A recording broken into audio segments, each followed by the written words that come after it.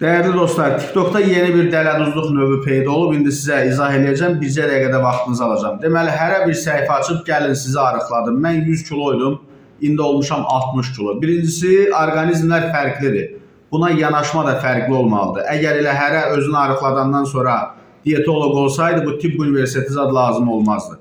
İnsanlara pulun dərdindən gic-gic məsləhətlər verməyin dırnaq arasında. Yəni, bu boş-boş şeylərdir. Sonra da gedirsiniz, pulunuz da gedir, canınız da gedir, gelib 100 dənə xəstəlik tapırsınız filan.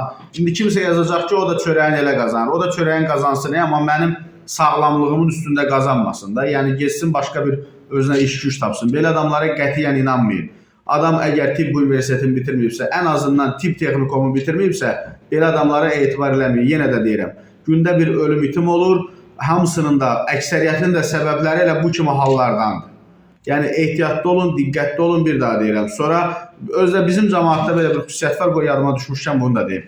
Deyirsən, get həkimə, həkimə inanmır, amma TikTok'dan tapdığı dırnaqarası arıqlatma həkiminə inanır. Bu nətər olur?